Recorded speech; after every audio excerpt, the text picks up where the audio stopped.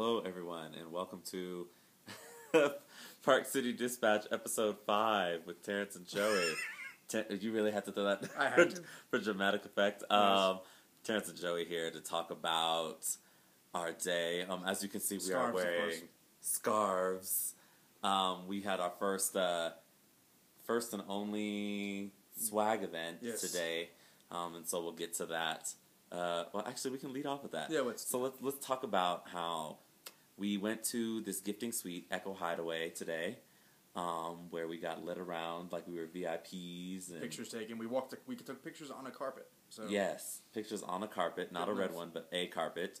We got these wonderful scarves, which are actually very nice. Yes. By Michael Forster. And then we also got, what did we get? Some scarves for the ladies in our lives. We got some beauty products. Yes. Supposedly unisex. We got something that you put on your boots to make them snazzy or something. I didn't fully understand it, but I wanted one because it's a gift. Yeah, I'm giving it to my friend Courtney. I totally told her. I was like, I got these boot warmer, leg warmer things. Do you want them? She said yes. They pitched us on a couple of things, We got some some healthy foods or some healthy snacks from the Heart people. The Heart organization. It's like the Heart Guard or something. Yes. They tried to get us to do the heart test, but we had to go. Well, you had no time, and I have no insurance. So. Well, yeah, I had no time. Well, I actually had more time since I couldn't get into Fruitvale. Yes. Which, as many of you know, is my most anticipated film. I'm now getting up at the crack of dawn tomorrow to head to the press office to try and get tickets for that. But tomorrow we'll get to in a minute. Speaking of movies, today was really light for us. Well, I skipped a couple because you had seen one or two of them, and honestly, yes. I was beat. I woke up and wasn't feeling amazingly well, so I figured I have a press contact for Stoker. I will see it soon enough, so I skipped that. My only movie was Before Midnight. And what did you think of that? Was definitely worth the wait. A lot darker than you'd expect. I mentioned it on the internets a moment ago. Review will be up tomorrow probably, but it actually has a lot more in common with This Is 40. It's very much about a couple with history and their arguments, and they go on. There is an argument in the movie that goes on for about a half hour, and without spoiling exactly what they are together.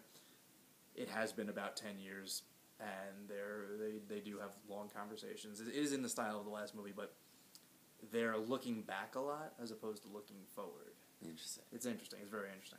Okay, yeah, and this morning I saw Ain't Them Body Saints, which I know a lot of you are anticipating, which unfortunately I cannot recommend. Oh boy. I'm giving it 2.5 stars in the review. It's really slow. Really, really slow. And the movie is only 90 minutes, but I could have sworn we were sitting there for about 5 hours. It's a lot of style over substance. There's a lot of natural light, some really great shots, some really what the hell are we doing shots. Mm-hmm. Like the director is probably inspired somewhat by Malick. I mean, that's obvious, but it's like Malick, I feel like even when he's shooting random things, there's a purpose. And in this, I felt like we could argue that one. I felt like there was no purpose. Yeah. Rooney Mara gives a good performance. Ben Foster is fantastic in the movie. Casey Affleck, he's good, but his part is just not. Like, they give him a lot of monologues, and as many people know me, I'm not one to just like characters monologuing throughout the entire movie. And he gets a ton of monologues, and I mean, Nate Parker is in it, but he's in it for about... Might as well not be in it. 10 minutes. Yeah, they could have picked any actor, and it was really sad because, like, when he came on screen, I was totally like, oh shit, Nate Parker's on screen, like, let me really pay attention, and then his role doesn't really go anywhere.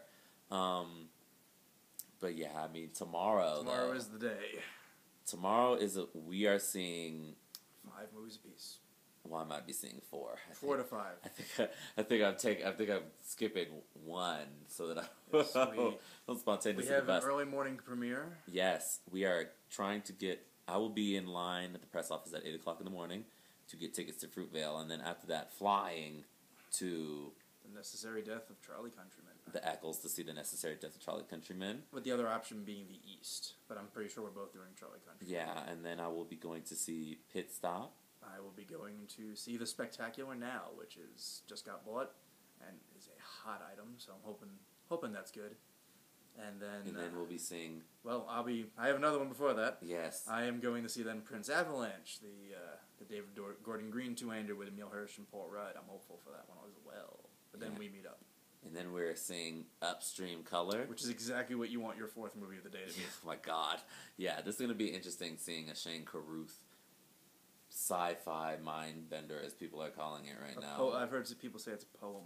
Yeah, with it being my third movie, your fourth movie of the day. And then to make it better, if I go to another one, the one after that is a Roger Corman movie. We'll see. At least that'll be like funny. I'm going to see the documentary American Promise, which is also on my top 10 list.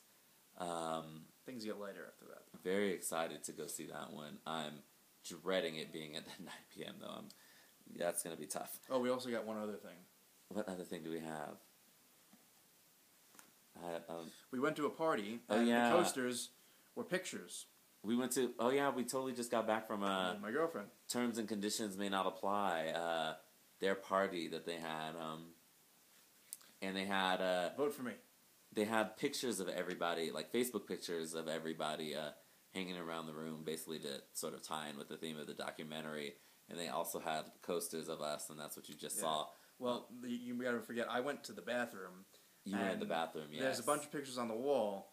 You know, not like it made me think of Forgetting Sarah Marshall. Not that there's any nudity, but just a bunch of pictures. And I saw someone that we're staying with. And I was like, "Oh, look, Amanda! I'm gonna make fun of her in a minute." Oh, the bathroom. Then I turned to the right, and there's a picture of me, and I went, "Okay." Yeah, I was only on the wall on one side and like the back corner, so all over the goddamn place. And it was a good picture, so it didn't matter to me. Yeah, it was. Just gonna make this a campaign button for me. It was It was fun though. John Rivera just asked me on Twitter if people get shit faced every day at this, and which is very true. Yes. We do not. No, we're good. I had 2 drinks today, which is basically like a total of 5 for the entire time that we've been here, and we've been here since Wednesday. Can't say the same for the people we're staying with or the people at Park City, but yeah, there's a ton of parties that go on every night, but we are trying to review. Make this a working. Yes, we're trying to do some work and review these movies. Yes. Though some of these may trickle in after the festival's over. Yeah, so I mean, putting that out there now. We'll see. I mean, we can mention some accusations. I was totally about to say accusations. Who's sleeping with who at Park City? No, acquisitions. Don John's Addiction got picked up by Relativity. Made a huge P&R commitment for a summer release. So anyone who's anticipating that, will get to see it. They should definitely release something like that in the summer. Harvey Weinstein sort of sabotaged my trying to go to Fruitvale by buying it an hour and a half before the press and industry screening, so people flocked to it. But I think that's really exciting for Ryan Coogler, who I interviewed, and who's also from the Bay Area. Bay Area represent. Lives down lives down the street. Parents live down the street from where I went to high school.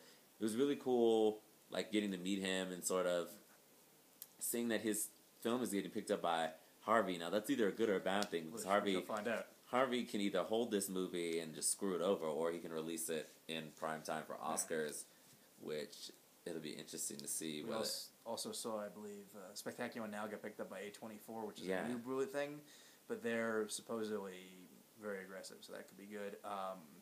Weinstein's picked up something else in Concussion. Yeah, they picked up Concussion. And Austenland went to Sony. Yeah, Sony Pictures Classic just picked up Austenland. I think there's a couple others, and the rest of them will flock in the next couple days. Yeah, so I mean, there's been some accusations floating about. It's really the tricks that I just had that's making this so difficult. You can tell which one's the sober one. I'm not even that dry. I literally had 2 drinks. Not even 2. It was like 1 and an 8. It's the Thin Mountain Air. Yeah, it really is the Thin Mountain Air. But yeah, there's been a lot of things happening at this festival. This is one of 2 episodes that will be going up at the same time before we hit our marathon day tomorrow. So with that, we will see you later.